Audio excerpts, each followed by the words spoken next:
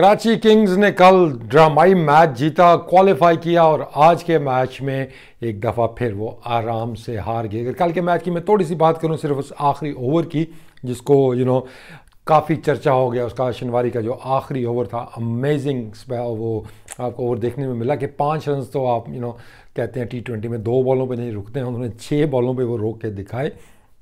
ज़बरदस्त come back किया। उनको पहले काफ़ी मार पड़ी थी लेकिन आखिरी ओवर में ही हेल्ड इज नर्व्स और उसके बाद उन्होंने ज़बरदस्त बॉलिंग की है।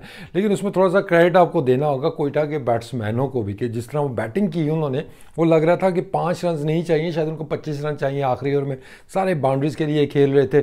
टू स्टार्ट विद पहली बॉल के ऊपर अगर अहमद शहजाद वो दूसरे रन के लिए भाग जाते तो शायद इतनी मुश्किल ना होती और वहीं पे ही मैच ख़त्म हो सकता था।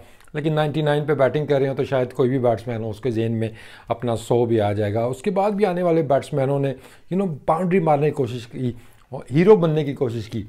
सिंपल रखते उसको, अगर पहले 3-4 बॉलों पे आप सिंगलें करते उसके बाद 1 फटाई 2 टू विन पे जब बात आ जाती तो वैसे ही मैच ने ख़त्म हो जाना था।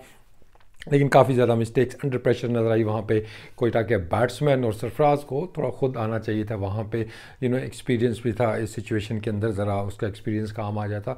एनीवेज गुड विक्ट्री हम देखते हैं कराची किंग्स के लिए कल के मैच में। और शनिवारी ने ये केप्ट इट सिंपल। उससे पहले उन्होंने यॉर्कर करने की कोशिश की लेकिन वो कामयाब नहीं, फुल टॉसिंग हो रही थी, छक्के लग रहे थे। आखिर में उन्होंने just angle the ball away specially from the right hander, और जितने भी राइट हैंडर थे वो अगेंस्ट द एंगल ही उनको मारने की कोशिश कर रहे थे, जिसकी वजह से उनको कामयाबी नहीं मिली है।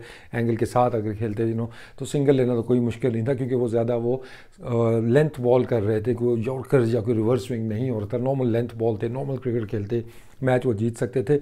लेकिन जीत थी किस्मत में यहाँ पे कराची किंग्स के, बल्कि लाहौर कलंदर की किस्मत में था कि उन्होंने बाहर होना था, जिसकी वजह से कराची को कामयाबी मिली कल के मैच में। आज के मैच की बात करते हैं जी। तो टॉस के ऊपर जो डिसीजन हुआ, मुझे लग रहा था कि टॉस जीतेंगे तो कराची किंग्स ने चेज़ करने ही जाना था।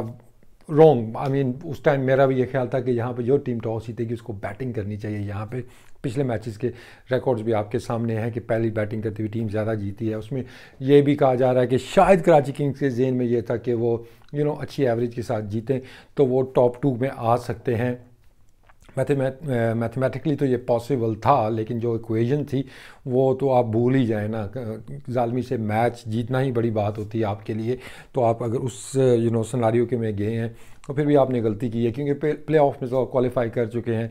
तो थोड़ा सा मोमेंटम आपके साथ आ जाता। आज अगर आपका मैच आज कराची किंग्स यहाँ पे जीत लेता तो wrong call at the toss कि आपने टॉस जीत के पहले ज़ालमी को बैटिंग कराई और उसके बाद कामरान अकमल, मैंने पहले भी कहा था कि बड़े मैचेस आएंगे तो कामरान अकमल आपको एकदम से नज़र आना शुरू हो जाएंगे। आज ज़बरदस्त उन्होंने बैटिंग की है।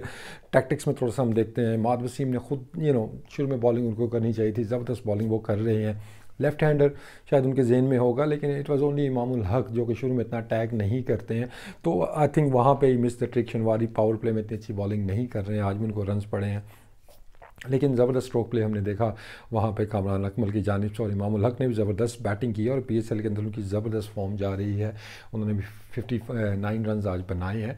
लेकिन एक मौके पे लग रहा था कि बहुत बड़ा स्कोर बनेगा, 201 रन तो बना लिए एंड में जाके ज़ालमी ने, लेकिन स्ट्रॉन्ग फिनिश उस तरह की हुई नहीं। पोलार्ड के 2 ही छक्के लगे हैं, सैमी के छक्के नहीं लगे, शोएब मकसूद के इतने छक्के नहीं लगे, नहीं तो ये बात 240-250 तक फिर पहुंच जानी थी। बॉलिंग में सारे बॉलरों ने देखते हैं हम, अदर दैन मोहम्मद आमिर की अगर हम बात करते हैं, ही बस सिर्फ उन्होंने 24 रन दिए हैं। बाकी शनिवारी को मार पड़ी, मात को मार पड़ी, उमर खान को जिनको आपने आगे कर दिया, कामरान अकमल के, उनको भी आज काफ़ी मार पड़ी है। तो ओवरऑल ज़बरदस्त बैटिंग डिस्प्ले हमने देखा कामरान अकमल की जानिब से, इमामुल हक की जानिब से। चेज़ करना कराची के बस में वैसे भी बहुत मुश्किल है। कराची की जिस तरह की बैटिंग है, चेज़ करते हैं वो परफॉर्म नहीं करते हैं। और स्पेशली जब बॉलिंग लाइन अप में हसन अली आपके सामने हैं, वहाब रियाज हैं, तो फिर तो आप भूल जाएं कितना बड़ा टारगेट आप चेज़ कर सकते हैं। एज़ यूजुअल हसन अली आए पहले ओवर में, आज उन्होंने फिर विकेट हासिल की। और कॉलिन मनरो जो कि अभी तक एक बिग डिसअपॉइंटमेंट नज़र आ रही है कराची किंग्स के लिए कि वो फायर नहीं कर पाए हैं, एक दफ़ा फिर वो आज जल्दी आउट हुए। हसन अली ज़बरदस्त बॉलिंग कर रहे हैं, नया बॉल तो अच्छा करते ही करते थे। आज हमने जो कराची के अंदर जो चीज़ एक देखी है कि रिवर्स स्विंग भी आज नज़र आई हसन अली जब पुराना बॉल कर रहे थे। उसके बाद हमने देखा मिल्स तेज़ बॉलिंग कर रहे हैं, उन्होंने भी 2 विकेटें हासिल की हैं। और उसके साथ साथ हमने देखा है कि वहाब रियाज पेस के साथ बॉलिंग कर रहे हैं। शमीन गुल को मार तो पड़ी, लेकिन 2 विकेटें उन्होंने भी हासिल की हैं। अभी यंग हैं, सीख रहे हैं वो। बैटिंग में कोई ख़ास कारकर्दगी आपको नज़र नहीं आई अदर दैन कॉलिन इनग्रम के वो लगा था कि ये वही पिच है, ये वही ग्राउंड है जहाँ पे छक्के चौके लग रहे हैं। लेकिन जब आपको स्टार्ट अच्छा ना मिले और उसके बाद आने वाले बैट्समैन भी स्ट्रगल करें तो फिर कोई आप चेज़ कर नहीं सकते हैं। तो इनग्रम की विकेट जैसे ही गिरी है वहीं पे मैच फिनिश हो गया था। हिमाद ने भी थोड़ी कोशिश की आखिर में आके, तो लेकिन एंड ऑफ द डे अगर हम देखते हैं तो कराची को थोड़ी सी डिसअपॉइंटमेंट होगी। और आज की जो परफॉर्मेंस उनकी नज़र आई है, बल्कि पूरी पीएसएल की परफॉर्मेंस अगर उनकी देखते हैं तो अभी तक तो वीकेस्ट टीम प्लेऑफ्स के अंदर आपको कराची किंग्स ही नज़र आ रही है। आज और बेहतर शो वो पेश करते तो फिर प्ले ऑफ्स पे उम्मीदें होती कि कराची एक स्ट्रॉन्ग टीम है, कुछ भी कर सकती है। यू नेवर नो, क्रिकेट है। लेकिन अभी तक की परफॉर्मेंस के ऊपर, टैक्टिक्स के ऊपर जो चीज़ें नज़र आ रही हैं उसमें तो कराची के हालात वही हैं जो उनकी रैंकिंग नज़र आ रही है कि नंबर 4 पे वो हैं।